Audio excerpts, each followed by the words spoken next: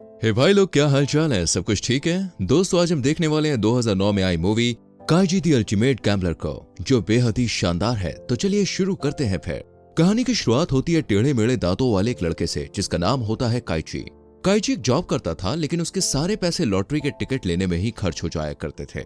असल में काइजी की हालत बहुत खराब थी। उसके आगे कुआं था तो पीछे खाई, मतलब वो सर से लेकर पांव तक कर्जे में डूबा हुआ था।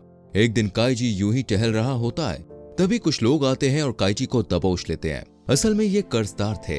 इन लेनदारों के बॉस थे इंडो काइजी को बताती है कि तुम्हारे एक दोस्त ने हमसे लोन लिया था और अब वो फरार है, लेकिन तुमने अपने उस दोस्त के लिए गारंटी दी थी, तो अब जो लोन का पैसा है वो हम तुमसे वसूलेंगे। ब्याज व्याज लगा के अब ये अमाउंट हो चुका है करीब 20 लाख येन। इतना बड़ा अमाउंट सुनकर काइजी की आंखें फटी की फटी रह जाती हैं, क्योंकि एक तो उसकी चादर वैसी फटी हुई थी। अब फटी हुई चादर के चिथड़े चिथड़े करने भाई ये मैडम आ गई। काइजी कहता है मैं पहले ही कर्जे में डूबा हुआ, मेरे पास खाने तक को नहीं है कुछ, अब तुम्हें पैसे कहां से दूं? लेकिन इंडो को तो पैसे वसूलने थे, इसलिए वो काइजी को एक गैम्बलिंग शिप के बारे में बताती है और कहती है अगर तुम वहां पे जीत जाते हो तो तुम्हारा सारा कर्जा देखो माफ कर दिया जाएगा। ये सुनकर काइजी को लगा चलो कुछ तो रास्ता मिला, इसलिए वो बिना ज्यादा सोचे विचारे शाम होते ही उस शिप पर चढ़ जाता है।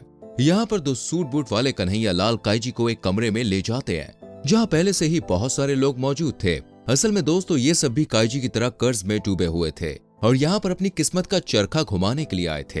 लेकिन इस बात को कोई नहीं जानता था कि यहाँ पे हारने के बाद मौत से भी बदतर सजा दी जाती है। फिर सीन आगे बढ़ता है और प्रोग्राम का होस्ट जॉनी गाबा वहां आ जाता है और सभी को गेम समझा देता है, जिसके बाद इन सभी को 3 स्टार्स, जिनमें से एक की कीमत 1 मिलियन थी, और साथ ही एक लिफाफा दिया जाता है जिसमें 12 पत्ते यानी कि कार्ड्स थे। असल में इन लोगों को खेलना था दोस्तों रॉक पेपर सीजर, जिसके सिंबल कार्ड पर प्रिंट थे। अब टास्क ये था कि 30 मिनट के अंदर 12 के 12 कार्ड्स को यूज करना था और जिसके पास 3 से कम सितारे बचेंगे वो हार जाएगा। भाई गेम शुरू होता है। जब सब अपने लिए ओपोनेंट ढूंढ रहे थे तो फुनाई नाम का आदमी काइजी के पास आ जाता है और कहता है कि हमें 3 स्टार्स पर विनर मान लिया जाए, तो क्यों ना हम मिलकर खेलें और हर चार ड्रॉ करके अपने तीनों स्टार्स बचाए रखें और जीत कर चले जाए।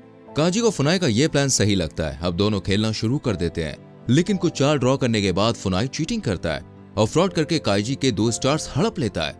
अब काइजी के पास सिर्फ 1 स्टार ही बचा हुआ था। ये देखकर काइजी को गुस्सा आ जाता है और वो एक घुमा के फुनाई के मुंह पे देता है, जिससे उसका थोड़ा सा खून उसके आखिरी बचे हुए कार्ड्स पर गिरता है। यहाँ फुनाई सबको बता देता है कि काइजी के पास आखिरी पत्ता सीजर बचा है, अब कोई भी इसे हरा सकता है। जिसके बाद काइजी भी सबको बता देता है कि फुनाई के पास रॉक कार्ड बचा हुआ है, यानी अब सबको इनके पत्तों का पता चल चुका था। देखते ही देखते भाई वहां पे हंगामा शुरू हो जाता है। तभी फुनाई कहता है कि हम सब अपने पत्तों को मिलकर दोबारा से डिस्ट्रीब्यूट करेंगे। सब उसकी बात से एग्री हो जाते हैं और उसे अपने पत्ते दे देते हैं। इधर काइजी को एक घायल आदमी मिलता है जिसका नाम था हीटा। काइजी हीटा से कहता है अगर वो उसके साथ टीम बना ले तो वो उन दोनों को जिता सकता है। हीटा काइजी पर विश्वास करता है और ये दोनों भी फुनाई को कार्ड दे देते हैं, लेकिन फुनाई फिर से चीटिंग करते हुए काइजी को उसी का कार्ड जिस पर खून लगा हुआ था वो देता है और अपने पास ही रख लेता है ताकि वो जीत सके। फुनाई फिर से काइजी के पास आता है और उसके साथ खेलने को कहता है। काइजी कहता है ठीक है, लेकिन तुम्हें अपने तीनों स्टार्स दांव पर लगाने पड़ेंगे, बदले में मैं और हीटा अपने तीनों स्टार्स दांव पर लगाएंगे। फुनाई इस बात को सुन के राजी हो जाता है और दोनों अपने कार्ड्स रखते हैं। फुनाई को लगता है कि वो जीत गया, लेकिन तभी काइजी अपना कार्ड पलटता है जो पेपर होता है, यानी अब फुनाई काइजी से हार चुका था। ऐसा इसलिए हुआ क्योंकि काइजी ने हीटा से अपना कार्ड बदल लिया था, क्योंकि वो जानता था कि फुनाई चीटिंग करता है। इसके बाद काइजी और हीटा जीत चुके थे, लेकिन हीटा देखता है कि उसकी जेब में एक और कार्ड रखा हुआ है, यानी वो हार चुका है। तभी सूट बूट वाले कन्हैया लाल हीटा को ले जाने लगते हैं, लेकिन काइजी को उसके लिए बुरा लगता है, इसलिए वो कहता है देखो भाई गेम साथ में खेला था, जीत साथ में ली थी, अब अगर तुम हारे हो तो ये हार भी हम साथ में झेलेंगे यार। मतलब वो भी हीटा के साथ उस अंधेरे वाले कमरे में चला जाता है। यहाँ पर सबसे पहले तो उनके हाथों में एक चीज पंच की जाती है, उसके बाद ऊपर कंपनी की सील लगा दी जाती है। इसके बाद काइजी और दूसरे लोगों को एक अंडरग्राउंड माइन में ले जाया जाता है, जहां अब ये लोग मजदूरी करने वाले थे। जी हाँ दोस्तों, हारने पर इन्हें यहाँ मजदूरी करनी थी, यानी कि फ्री के मजदूरों के लिए हुआ था पूरा गेम, समझ रहे हो? खैर हम आगे देखते हैं। यहाँ इन लोगों को दोस्तों मजदूरी करने के लिए दिन के 150 रुपए के हिसाब से महीने पर सैलरी दी जाती है, जिसे ये सब बियर में उड़ा देते हैं। या इनके साथ काफी बुरा सुलूक भी होता था। बीमार होने पर इलाज के लिए भी इन्हें अपनी जेब से पैसे देने होते थे, जबकि दोस्तों पैसे ये लोग सैलरी मिलने वाले दिन ही उड़ा दिया करते थे, क्योंकि सैलरी के दिन ही कैंटीन खुलती थी, तो ये सब शराब पीकर उन पैसों को खत्म कर देते थे। ये देखकर काइजी को समझ में आ चुका था चाहे वो पैसे बचाए या ना बचाए, यहाँ से जिंदा जाना उसके लिए पॉसिबल नहीं है, क्योंकि उन्हें यहाँ 14 साल तक रखा जाएगा। इसी बीच कम खाने पीने और ज्यादा मजदूरी के अलावा जहरीली गैसेस आदि की वजह से उन्हें बीमार होना ही है। तभी एक डॉक्टर काइजी को बताता है कि अगर यहाँ से बाहर निकलना चाहते हो तो ब्रेव मैन रोड का सहारा लो, जो एक तरह का गेम है। काइजी और दूसरे लोग ये गेम खेलने के लिए तैयार हो जाते हैं। इसके लिए उन्हें आंखों पर पट्टी बांध कर ले जाया जाता है। जब इनकी पट्टियां दोस्तों हटाई जाती हैं तो ये लोग देखते हैं कि इन्हें एक बहुत ही ऊंची बिल्डिंग पर लाया गया है, जो एक तरह का गेम है। तभी वहां पर दोस्तों टोनी गाबा आता है और इन सबको 10 मिलियन येन का वाउचर देकर समझाता है असल में इन्हें एक बिल्डिंग से दूसरी बिल्डिंग के बीच में पड़ी एक पतली सी लोहे की बीम पर चलकर जाना था। अगर ये उस बीम को पार कर लेते हैं तो इन्हें पैसे देकर वहां से रवाना कर दिया जाएगा। लेकिन टास्क ये था कि इस बीम को हाथ नहीं लगाया जा सकता था, क्योंकि इसमें कई हजार वोल्ट का करंट दौड़ रहा था। वहीं सामने वाली बिल्डिंग में कुछ वीआईपीज बैठे हुए थे जिन्हें इंडो सर्व कर रही थी। मतलब इन गरीबों की मौत का अब ये वीआईपी मजा लूटने वाले थे।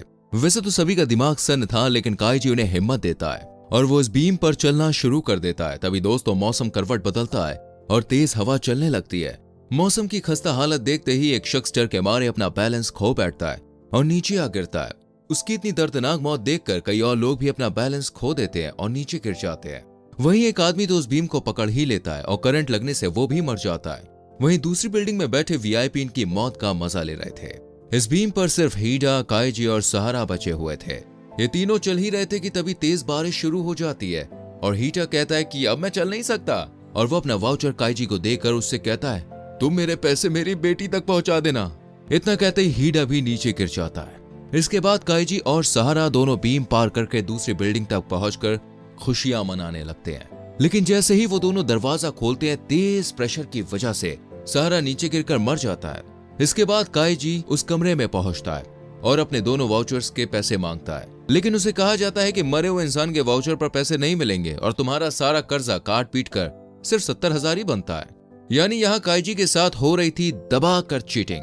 तभी उस कमरे में बैठा दोस्तों इस ग्रुप का चेयरमैन उसे पैसे कमाने का एक और मौका देता है। वो कहता है कि तुम चाहो तो टोनी गाबा के साथ ई कार्ड का गेम खेल सकते हो।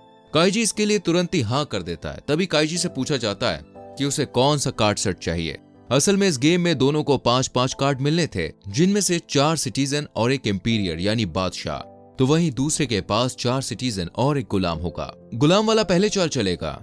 रूल्स इस तरह थे कि सिटीजन ड्रॉ, बादशाह सिटीजन को हरा सकता है, जबकि सिटीजन गुलाम को भी हरा सकता है, लेकिन गुलाम जो सब पे भारी है वो बादशाह को हरा सकता है। और जो गुलाम वाला सेट लेता है उसे दाव पर लगाए गए पैसों का 10 गुना मिलेगा, इसलिए काइजी गुलाम वाला सेट लेता है। इसके बाद गेम शुरू हो जाता है और पहली दोनों चालें ड्रॉ हो जाती है, क्योंकि दोनों ने सिटीजन वाले कार्ड रखे। लेकिन तीसरी चाल पर काइजी गुलाम चलता है, जिसके बारे में टोनी गाबा को पहले ही पता चल जाता है और वो काइजी को हरा देता है। इधर काइजी के दिमाग के तार हिल चुके थे। वो समझ नहीं पा रहा था कि टोनी को पता चला तो चला कैसे। इस पर टोनी कहता है कि उसे लोगों के चेहरे पढ़ने आते हैं और वो चेहरा देखकर ही समझ जाता है कि किसने कौन सी चाल चली है। इससे पहले कि काइजी को वापस उसी अंडरग्राउंड माइन में ले जाया जाता, चेयरमैन टोनी को जोर से अपनी छड़ी से मारता है और कहता है मजा नहीं आया। चेयरमैन तुरंत ही इंडो से काइजी को 4 मिलियन का लोन दिलवाता है और मैच दोबारा शुरू होता है, लेकिन दोबारा काइजी फिर से हारता है। अब जब सूट बूट वाले कन्हैया लाल दोबारा काइजी को उसी माइन में ले जाने लगते हैं तो काइजी सोचता है कि टोनी को आखिर पता कैसे चला। तब उसे समझ में आता है कि उसके कंधे पर एक चिप लगी हुई है और मैच के दौरान टोनी अपनी घड़ी में देख रहा था, यानी कि वो चिप उसकी घड़ी से कनेक्टेड थी और टोनी काइजी की हार्ट रेट देख रहा था, जो रिस्क लेने पर हाई हो जाती थी। अब काइजी समझ चुका था, इसलिए वो इंडो से कहता है कि वो उसे 50 मिलियन का लोन दे। इंडो सवाल करती है तो काइजी कहता है इस बार जीत उसकी होगी, तुम देख लेना।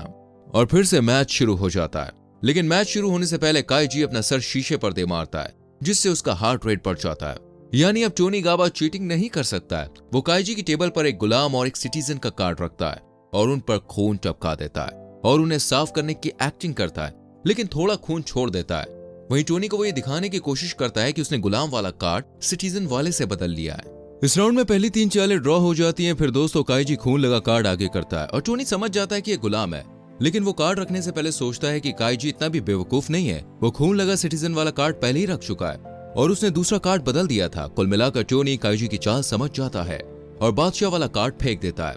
इसके चलते टोनी काइजी का मजाक बनाता है और उसे लूजर कहता है, लेकिन काइजी टेंशन में अपनी आंखें ऊपर उठाता है और काइजी के कार्ड पलटते ही धमाका हो जाता है। मतलब वो गुलाम वाला ही कार्ड था, जिस वजह से टोनी को मजदूरी करने के लिए जाना पड़ता है। असल में काइजी ने कभी कार्ड बदला ही नहीं था। इस तरह काइजी दाव पर लगाए गए पैसे से 10 गुना ज्यादा यानी कि 500 मिलियन उठाकर इंडो के साथ वहां से निकल जाता है और दोनों पार्टी करने लगते हैं।